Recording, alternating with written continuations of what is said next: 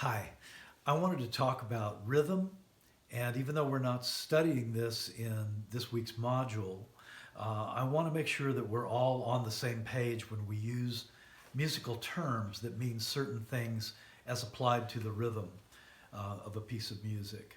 We have, for instance, tempo, which is the speed at which a piece of music is played. Um, and a piece of music can vary in its tempo, or it might be locked to a tempo. If it's without tempo at all, we call it rubato. And that's a perfectly good musical way of dealing with certain types of music. For instance, if I were to play a solo piece for flute, it might be played rubato. Um, if we do have a tempo, it always implies that there is a time signature or meter. These two things are very close to the same in meaning. A time signature has a number over another number, the top number meaning the number of beats that are in every measure, and the bottom number referring to what type of note gets one beat. So in 4/4 time, which we sometimes call common time, the top number is 4. It refers to how many beats are in that measure or in every measure. There would be 4 beats in all the measures. And the bottom number would mean a quarter note gets 1 beat. If we're in 3/8 time, there's 3 beats in a measure, and an eighth note gets a beat. I think everybody understands that pretty well. So the meter refers to the number of beats to the measure and how it's arranged. A meter can also be complex. We refer to certain time signatures like 6/8, 12/8 as compound time signatures because they actually have within them two different things that are going on. In 6/8, which is a time signature we use a lot for marches, basically we are feeling 2 pulses to the measure, but each pulse has 3 divisions. So it's like triplets. So 1, 2, 3, 1, 2, 3, 1, 2, 3, 4, 5, 6, 1, 2, 3, 4, 5, 6. 12/8 is the same kind of idea, only there are 4 beats or 4 pulses in every measure. 1, 2, 3, 4, 5, 6, 7, 8, 9, 10, 11, 12. And every measure really has 4 pulses, but each pulse is divided up into a triplet. So it gives the music a certain feel.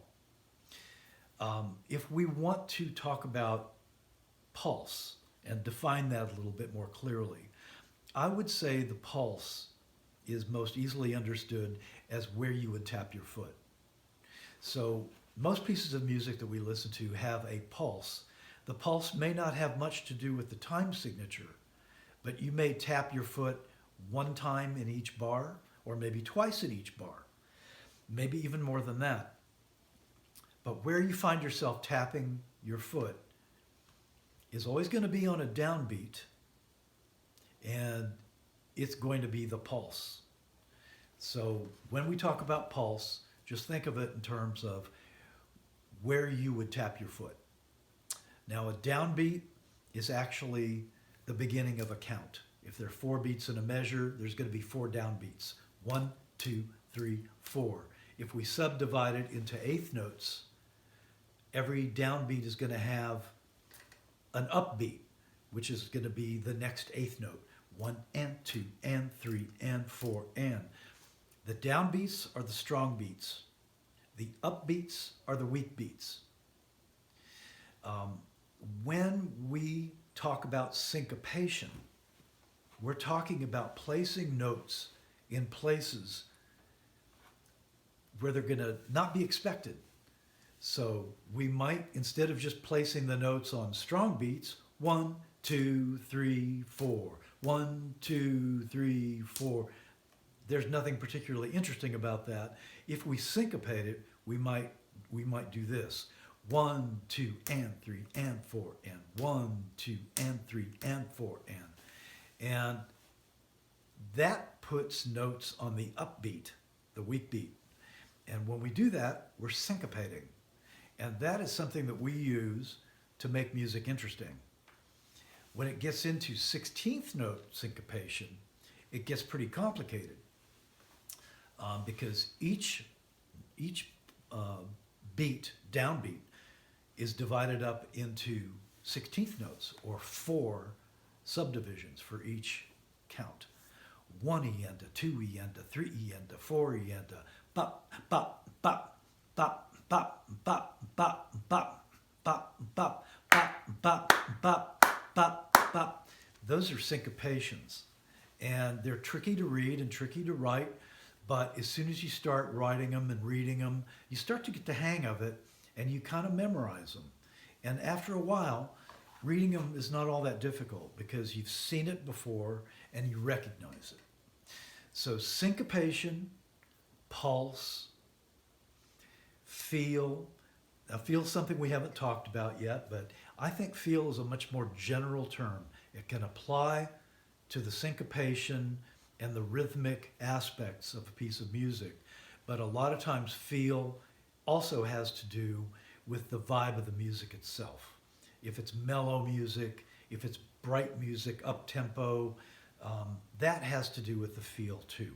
So when you're talking about feel, you're talking about a little bit more than just rhythm.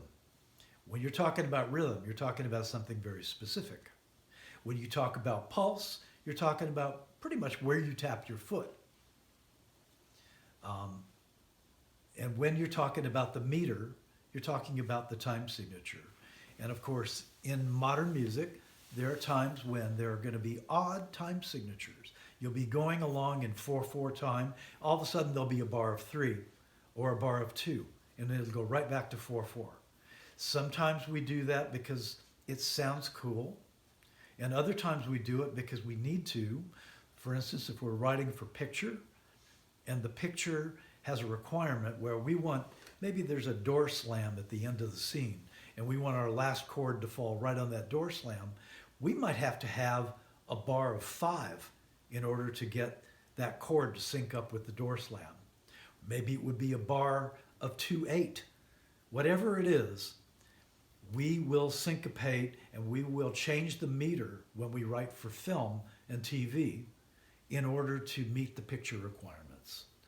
So there you have it. There are a few of the elements that have to do with rhythm, and I hope that helps keep us all on the same page. Thanks.